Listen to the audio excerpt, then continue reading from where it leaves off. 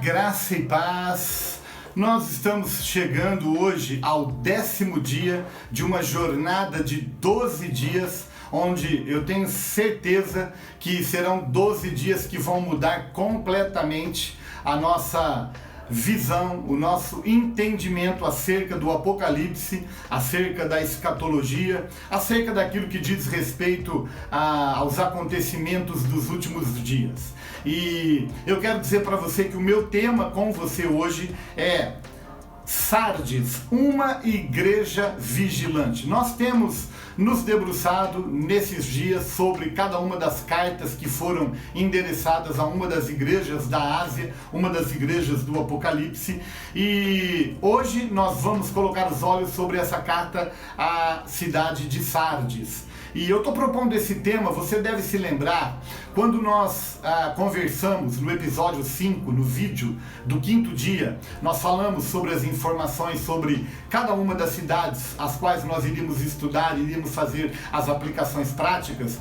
Eu falei que Sardes era uma cidade que estava localizada num lugar privilegiado, cercada por montanhas, de difícil acesso, e que, portanto, a sua localização e o difícil acesso permitia que muitos quartéis generais e muitas fortalezas fossem construídas no meio delas, de maneira que os inimigos não tinham como chegar, não tinham como localizar, como identificar. No entanto, você deve se lembrar que nessas considerações eu falei que muitas vezes Sardes caiu diante dos seus inimigos porque não soube guardar as suas vulnerabilidades. E aqui, desde já, eu quero fazer uma aplicação pessoal para mim, para você. Todos nós, como pessoas, como famílias, nós temos pontos fortes e temos pontos fracos, temos pontos que somos vulneráveis. Já temos falado sobre isso. O fato é que nós precisamos entender que naquilo que nós somos vulneráveis, naqueles que são os nossos pontos fracos, nós precisamos levantar estruturas de proteção para que não venhamos a cair diante dos nossos inimigos por causa disso. Sardes caiu muitas vezes diante dos inimigos porque não soube guardar as suas vulnerabilidades, porque não soube levantar estruturas de proteção e porque não o fez. Os inimigos tomaram conta, os inimigos destruíram, muitas vezes impondo muita derrota. E eu estou falando sobre esse assunto aqui, nós estamos nos debruçando sobre a cidade de Sardes, mas eu queria, dentro da liberdade que a gente tem, de usar uma outra figura de uma outra cidade. Quando a gente olha para as páginas do Velho Testamento, há uma história famosa no livro de Juízes, capítulo 18, contando a história de uma cidade chamada Laís, uma cidade que caiu diante dos inimigos por causa de 4 vulnerabilidades. Eu quero usar a cidade de Laís aqui porque eu vejo muita similaridade com aquilo que acontece muitas vezes com a gente hoje. E eu posso dizer para você que é uma vulnerabilidade de muitos de nós. E que quando nós não atentamos para essas vulnerabilidades, certamente nós podemos cair diante dos nossos inimigos. E eu espero que nem você nem eu caiamos diante dos nossos inimigos a ponto de ter que receber uma carta do próprio Senhor Jesus nos chamando a atenção para a necessidade da vigilância. Aliás, quando a gente fala de levantar estruturas de proteção e quando a gente fala sobre se guardar, a gente está falando de vigilância. Nós precisamos aprender a viver uma vida de vigilância. Aliás, antes de entrar nessa questão de falar um pouquinho sobre a cidade de Laís, eu quero dizer algo que me chamou a atenção bastante quando eu fui a Israel. A primeira vez, em 2018, nós tivemos o privilégio de visitar Israel, e uma das características, uma das qualidades que nós vimos naquele país, que nos deixou impressionado e que nos fez aplicar a nossa vida espiritual, é exatamente a característica e a qualidade da vigilância. Israel é uma nação que vive 24 horas em estado de alerta. Por isso, dificilmente Israel é pego de surpresa pelos seus inimigos, porque vive em estado de vigilância. E olhando para aquela realidade, eu fiquei pensando, meu Deus, se vivêssemos a nossa vida cristã com o mesmo espírito e o mesmo cuidado de vigilância, certamente nós não seríamos atingidos por toda por todo sentimento tóxico, por todo comportamento distorcido que muitas vezes nós somos atingidos. Então, precisamos ser vigilantes. Aliás, essa é a mensagem principal para a igreja de Sardes. Sejam vigilantes, porque a minha volta, a minha vinda, o meu retorno se dará como o ladrão vem à noite. O ladrão não manda recado, o ladrão não dá sinais, o ladrão vem e na maioria das vezes nos pega de surpresa. E o Senhor Jesus está dizendo, a minha volta vai ser assim. Então eu espero que você e eu olhemos para a igreja de Sardes, aprendamos com os pontos fortes e aprendamos com os pontos fracos e levantemos estruturas de proteção que vão guardar, conforme nós terminamos o vídeo de ontem, né? Guardar aquilo que nós temos para que ninguém tome a nossa herança, para que ninguém tome aquilo que nós temos de mais importante. Voltando à nossa reflexão e usando a figura da queda da cidade de Laís, nós vemos ali 4 vulnerabilidades que não foram levadas a sério e que por causa disso fizeram com que essa cidade caísse. A primeira delas é um sentimento excessivo de segurança.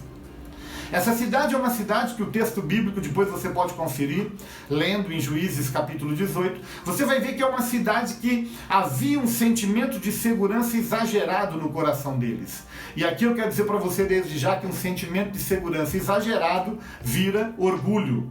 E a gente precisa tomar muito cuidado para discernir onde é que está a linha de separação entre aquilo que é sentimento de segurança e aquilo que é orgulho. Porque há muita gente batendo no peito e porque faz parte de uma igreja e instituição, porque professa uma fé e tem vivido uma vida completamente desalinhada com a palavra de Deus e achado que porque já conheceu a salvação, já se entregou para Jesus um dia e já viveu algum tempo expressando a sua fé, tem a sua eternidade garantida. Isso já virou orgulho e já virou mais ou menos uma tentativa de achar que a tua segurança de entrar no céu não é por aquilo que Jesus fez, mas por aquilo que você é capaz de fazer. Laís era uma cidade que sentia-se muito segura. Não, nós não corremos risco.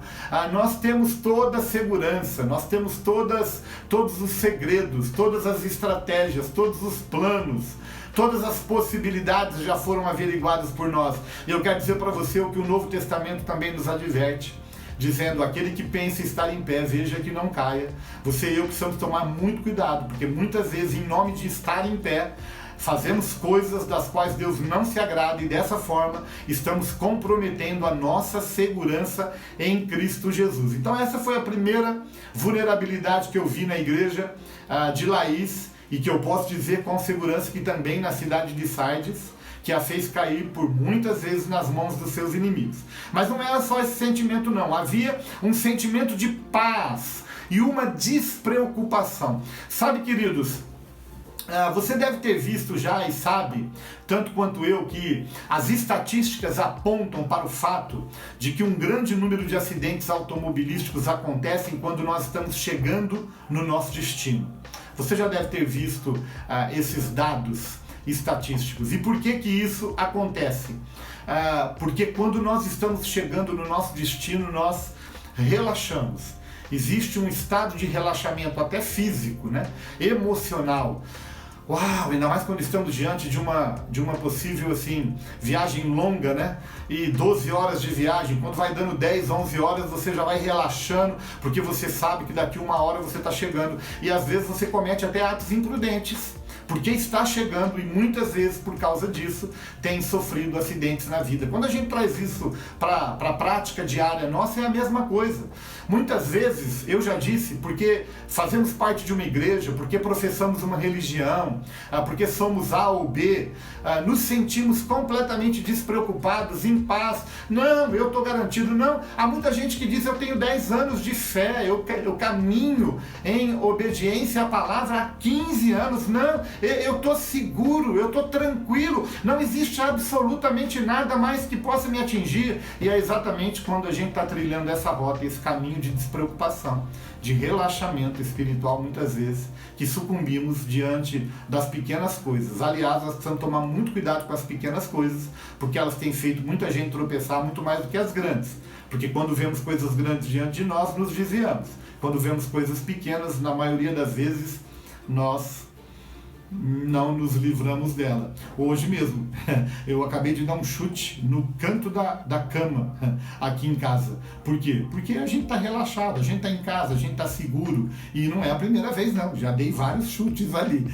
Então, assim, nós precisamos estar atentos. Tome cuidado com as áreas de vulnerabilidade, porque senão elas podem comprometer essa tua segurança e essa tua despreocupação. E dessa forma também nós ignoramos os nossos inimigos. Tem gente que chega ao ponto até de achar que não existem inimigos. Não há inimigos em relação à tua vida. Olha, querido, eu quero dizer que ainda que não haja inimigos naturais, existem inimigos espirituais que estão fazendo de tudo, dia e noite, para fazer o desviar do caminho, para fazer o desviar do propósito de Deus.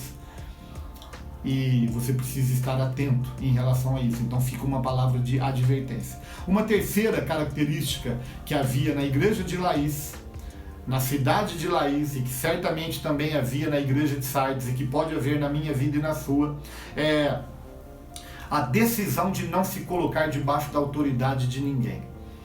Olha, querido, eu tenho dito, né?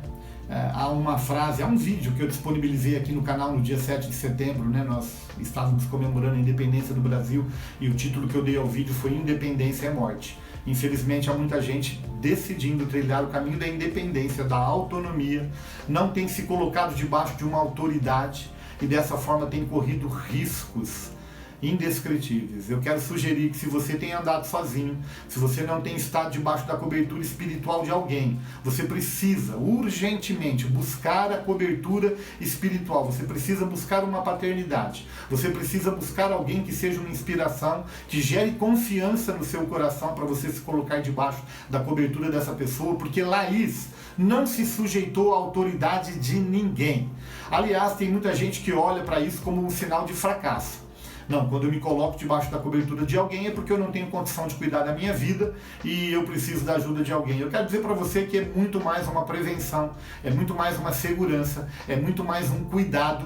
Eu tenho dito também aqui, é um grande amigo que o Senhor já recolheu e que dizia muito que é preferível errar debaixo de cobertura do que acertar sozinho, porque os riscos que a gente vai correr de errar é muito maior quando a gente está sozinho do que quando a gente está acompanhado. Aliás, é o que a Bíblia fala, na multidão de conselheiros há sabedoria. E uma última característica dessa igreja, que fez com que ela caísse, ou melhor, dessa cidade de Laís, e também da igreja, né? Eu estou me referindo tanto a Laís quanto à cidade de Sardes e também à minha vida e à sua vida, porque há muita semelhança. Não sei se você está percebendo, mas tem muita gente que hoje vive os seus dias de uma forma segura, despreocupada. Eu estou em paz, está tudo bem, não me sujeito à autoridade de ninguém. E em último lugar, a solidão.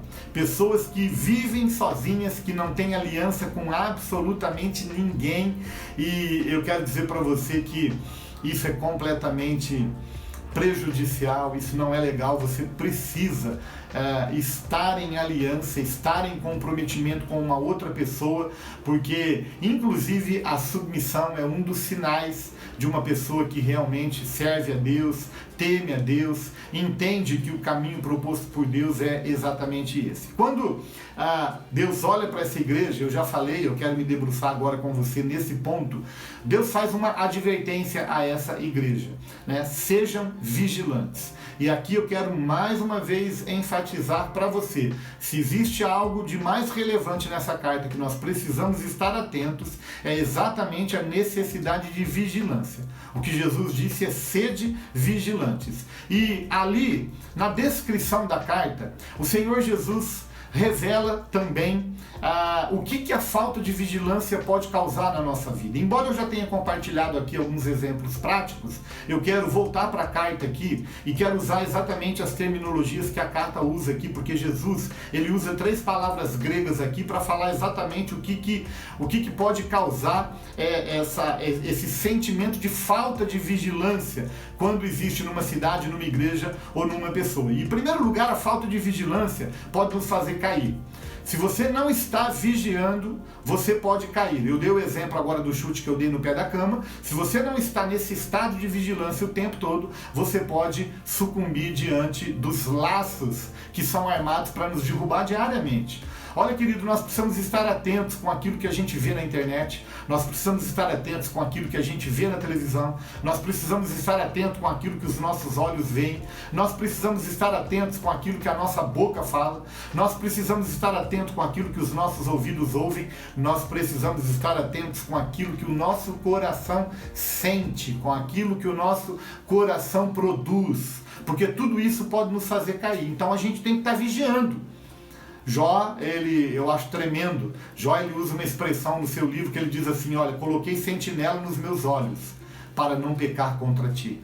Então, cada um de nós aqui, eu já disse no começo dessa reflexão, temos pontos vulneráveis e você precisa, em primeiro lugar, identificar os pontos vulneráveis. Em segundo, colocar sentinelas, para que você tenha um reforço nessa área e não sucumba diante dos inimigos. Então, se você tem uma fragilidade na televisão, se você tem na internet, se você tem nos relacionamentos com as pessoas incrédulas e você não pode participar de festas porque você pode ser tentado a cair, então você precisa vigiar.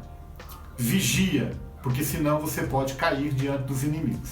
O Senhor Jesus ainda diz que a falta de consolidação pode nos fazer cair. Sabe, querido, essa falta de consolidação diz respeito ao fundamento e à base que a gente tem na fé. E mesmo assim, quando nós estamos diante de muita experiência e de muitos anos que nós vivemos a fé cristã, nós precisamos tomar muito cuidado, porque você sabe tanto quanto eu que uma infiltração, uma pequena infiltração num prédio, numa construção, pode fazer o prédio cair. Então, mesmo que estejamos consolidados depois de muitos anos e de muita caminhada cristã, a gente precisa tomar muito cuidado com rachaduras, a gente precisa tomar muito cuidado com infiltrações, porque muitas vezes são essas pequenas infiltrações que nos fazem cair. No entanto, eu estou falando aqui de coisas já consolidadas, de edifícios já construídos, mas quando a gente fala de um novo convertido, de uma pessoa nova na fé, de uma pessoa que está numa caminhada cristã há pouco tempo, ela precisa de consolidação. E como é que ela vai conseguir essa consolidação? Frequência na igreja, onde há mais pessoas amadurecidas, provadas pelo tempo, experientes, que vão ajudá-la a se consolidar e a crescer. É como aquela árvorezinha que você planta na frente da casa e para protegê-la, você constrói aquela armação de madeira, né, ou de metal, seja do que for, para protegê-la dos ventos, dos animais e até das pessoas que muitas vezes vêm na tentativa de destruir aquela planta. Pois é, a consolidação é exatamente essa estrutura de proteção que você vai levantar na sua vida e que vai impedir você de cair diante dos seus inimigos. Então, a falta de consolidação muitas vezes pode comprometer a nossa segurança e, por último, a falta de integridade. A falta de integridade pode nos fazer cair. A falta de integridade é exatamente aquela hipocrisia da gente saber o que a gente tem que fazer e a gente não praticar aquilo que a gente sabe que a gente tem que praticar. Há muita gente que infelizmente não tem vivido uma vida íntegra, inclusive tem se tornado pedra de tropeço para aqueles que têm vivido uma vida séria na igreja ou na caminhada cristã, porque não têm vivido uma vida de integridade. Tem vivido uma vida dupla, tem vivido uma vida com um pé no mundo, um pé na igreja, e dessa forma quer viver uma vida dupla. E eu quero dizer para você que isso é impossível, querido. Nós precisamos decidir a quem nós vamos servir, quem nós vamos seguir, a quem vamos consagrar o nosso futuro e os nossos dias, a Deus ou ao mundo. A palavra de Deus deixa claro na carta que Paulo escreve a Tiago que é impossível sermos amigos do mundo e amigos de Deus. Ou a gente é amigo do mundo ou a gente é amigo de Deus. E hoje você está diante da possibilidade de ter que fazer uma escolha.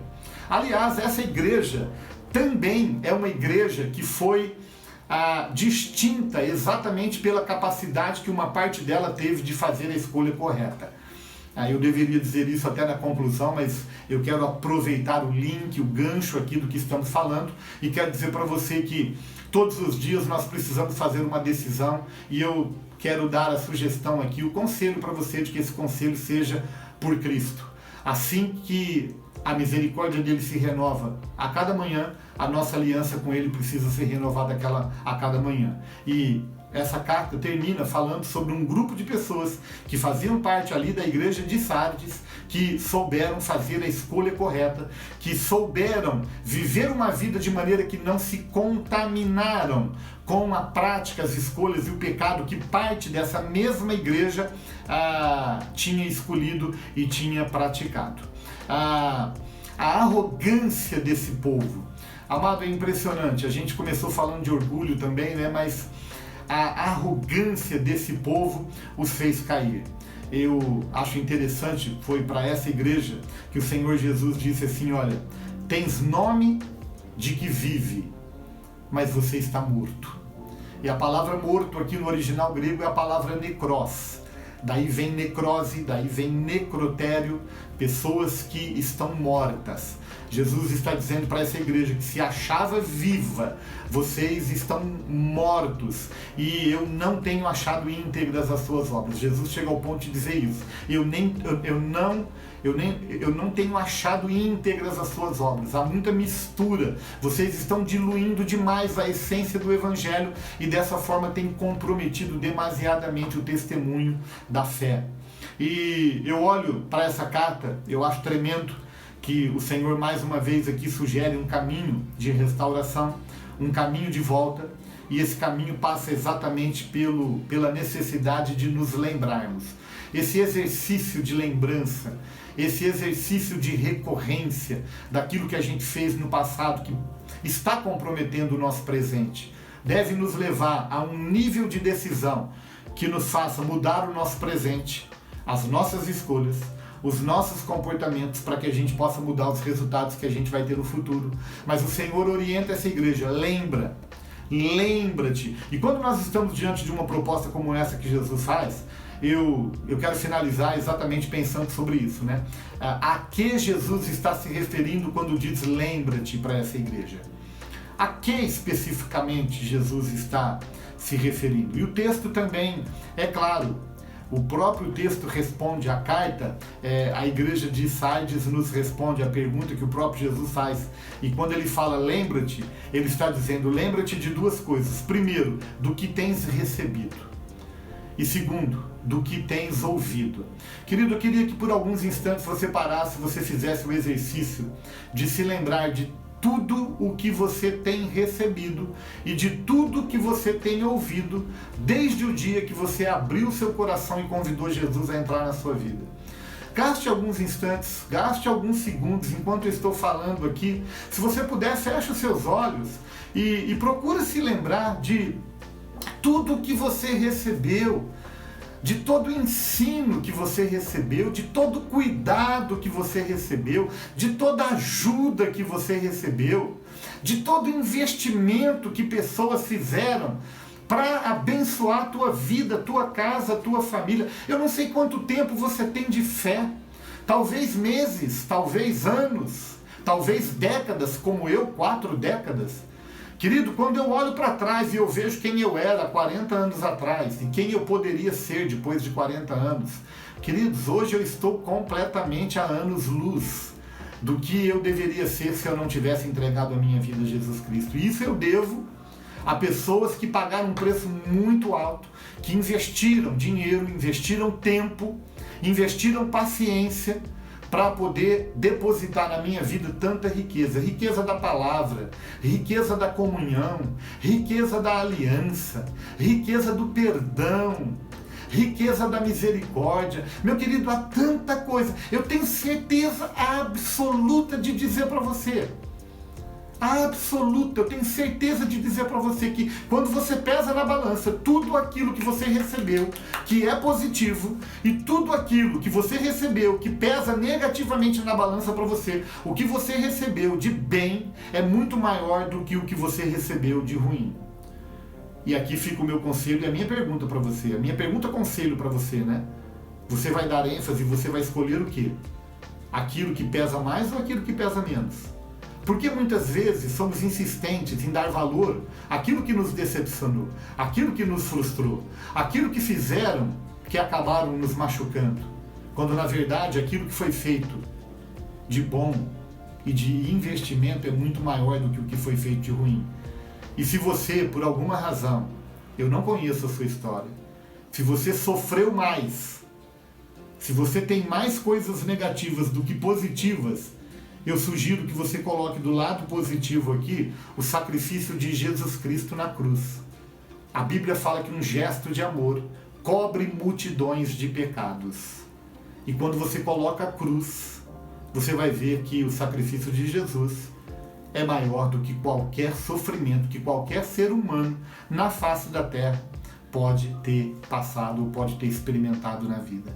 Eu quero finalizar com o mesmo conselho, porque o mesmo conselho que Deus dá para a igreja de Sardes, o Senhor dá também à igreja de Tiatira, e nós finalizamos o nosso vídeo de ontem, a nossa reflexão falando sobre isso.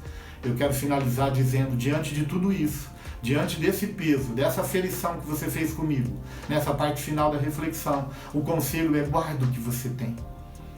Guarda o que você tem para que ninguém tome a tua coroa, para que ninguém comprometa a tua eternidade com Cristo.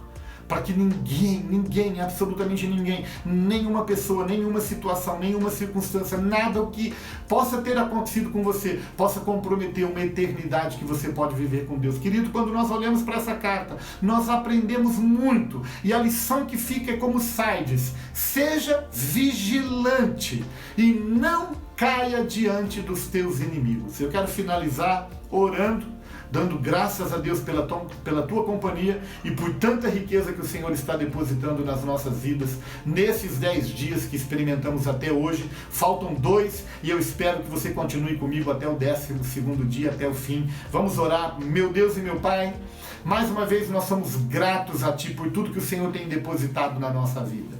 Queremos obedecer aquilo que o Senhor disse à igreja de Sardes. Lembra-te de tudo que você tem recebido, lembra de todo o ensino, lembra de todo o investimento. Senhor, eu dou graças agora por aqueles que pagaram um preço muito alto para que eu pudesse conhecê-lo. Senhor, visita agora, Pai, aqueles que nos geraram na fé, visita aqueles que nos consolidaram na fé, visita aqueles que de uma forma ou de outra, Pai, pagaram um preço para que fôssemos o que nós nos tornamos hoje. E dá-nos a graça de guardar toda essa riqueza e de que, ainda que vejamos que aquilo que aconteceu de ruim na vida pese mais do que aquilo que aconteceu de bom, dá-nos a condição, a graça de colocar a cruz e de fazer com que a misericórdia, o amor prevaleçam sobre o juízo. Que essa seja a nossa decisão em nome de Jesus Cristo. Eu te abençoo nesse dia, eu agradeço mais uma vez a tua companhia, peço que você não retroceda, não desanime, fique comigo até o último dia. Agora faltam 2 dias apenas, amanhã nos debruçaremos sobre a carta escrita à igreja de Filadélfia. Deus te abençoe, eu te vejo amanhã.